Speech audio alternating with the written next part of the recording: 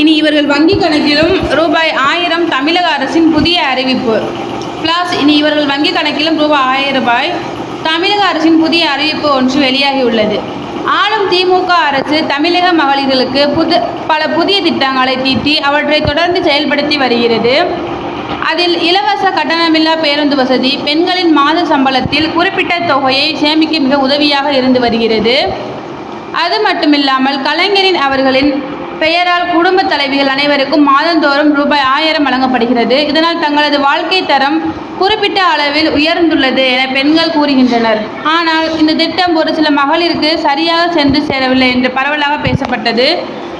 அதிகப்படியான விண்ணப்பங்கள் தகுதி இல்லை என்று நிராகரிக்கப்பட்டது. இந்த சூழலில்தான் அரசு புதிதாக கலைஞர் உரிமை தொகையினை இனி அரசு அலுவலகங்கள் பணிபுரியும் ஊழியர்களுக்கு மனைவிகளுக்கும் மாதம் ரூபாய் 1000 வழங்கப்படும் என அறிவுறுத்தியுள்ளது. மேலும் புதிய ரேஷன் அட்டை பெறும் குடும்பங்களும் இத்திட்டத்தில் பயனாளர்களாக சேர்க்கப்பட உள்ளனர். இதற்கான விண்ணப்பங்கள் இப்பொழுது நியாய விலைக் கடைகளில் கொடுக்கப்பட்டு வருகிறது. இந்த விண்ணப்பங்களை பெறுவதற்கான கால அவகாசம் இன்னும் குறைந்த நாட்களே உள்ளது. இந்த நிலையில் தமிழக அரசு கலைஞர் உரிமை தொகைக்கு வட்டி தரும் புதிய திட்டம் ஒன்றை சமீபத்தில் அறிமுகப்படுத்தியுள்ளது. அந்த வட்டி சதவீதம் 7.5 என்ற அளவில் தரப்படும் என தெரிவிக்கப்பட்டுள்ளது. கலைஞர் உரிமை தொகை இணைய வசதி இல்லாத ஊர்களுக்கு சென்றடைய வசதி செய்யப்பட்டுள்ளது.